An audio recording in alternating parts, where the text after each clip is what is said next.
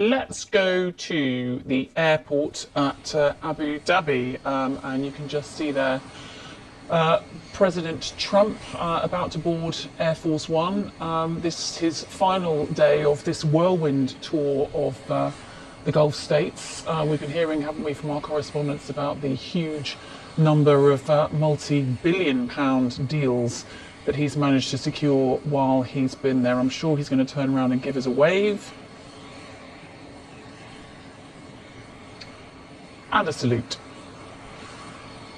So our understanding is that he is boarding the plane and going straight back to Washington, D.C. Of course, there has been much conjecture about whether he might stop off in Turkey along the way, but I think that is, from our correspondents, according to them, it is unlikely. So Air Force One likely to depart very shortly. Of course, President Trump has been travelling with many CEOs. Huge numbers of deals have been done between businesses in the US and the Gulf states. Let's have a listen to President Trump. He's been talking several times over the last few days. Let's have a listen to what he's been saying this morning.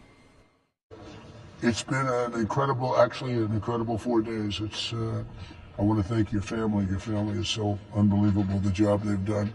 And your father has been really incredible. The job they've done here is incredible, and we've made it work. And you know, they were being wooed by others, but there's no more wooing. I think we're in pretty good shape. Absolutely. There's no more wooing. I've been friends with these leaders, 3 leaders in particular, that we saw over the last 3, 4 days, 5 days, and they're great people. They're great people, and they love our country. Well, our chief international correspondent, Lise Doucette, is in Abu Dhabi and spoke about the success of President Trump's trip. This is an environment he feels totally comfortable with. The prominence of the family, these are not just president to president, president to emir, president to king ties. These are president, family to family. His members of his own family usually travel with him. They're also making deals through President Trump's company.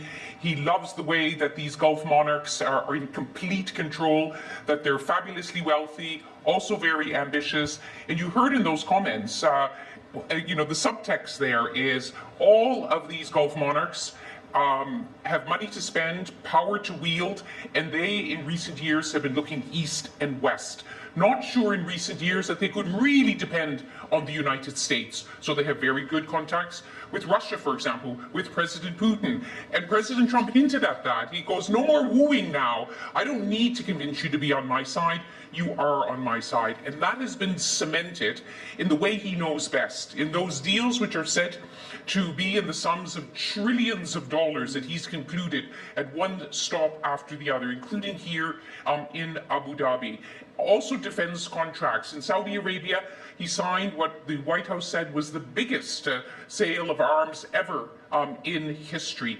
These countries know that they can get access to American markets, to the weapons they need, and increasingly to the technology which was denied them. The UAE worked very hard to lift the restrictions from the Biden administration on the export of sensitive technology like AI chips. Now that's been lifted, and UAE is trying to position itself, it's already on the way, to being a world leader in artificial intelligence. How do these business deals, and clearly he's been very successful, and like you say, you know, from both sides, from the Middle Eastern countries as well, how does this translate into diplomacy when you've got such huge issues in Gaza, you've got the Iran nuclear program, all of these issues in the Middle East? Does the business relationship help with the diplomatic relationship? Well, in some ways there's no direct link, but President Trump's mantra is peace through strength.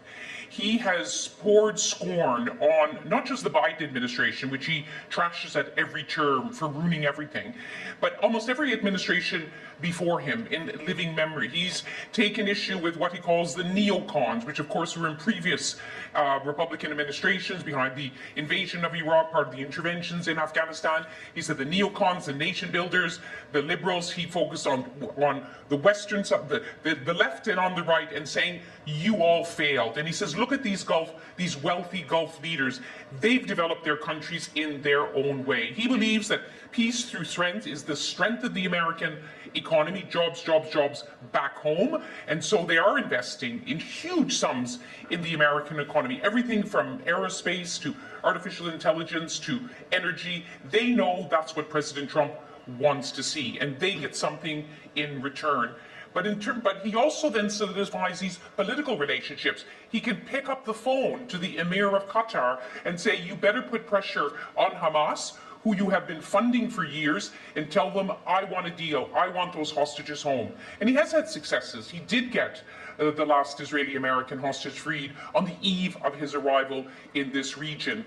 But you've seen his last comments before he heads back to Washington. He says, well, we're working on it. We're trying to sort Gaza. We're trying to sort Ukraine. We're close on Iran. So he's using his very personalized diplomacy. He believes that he's the world's best deal maker, and he believes that it's because of his personality. There are many who say that complicated files, like the Ukraine file we'll be watching closely today, these need a very nuanced sense of history about the politics, understanding of President Putin. Is not simply, the personal relationship. But this is President Trump, and he's the man in charge.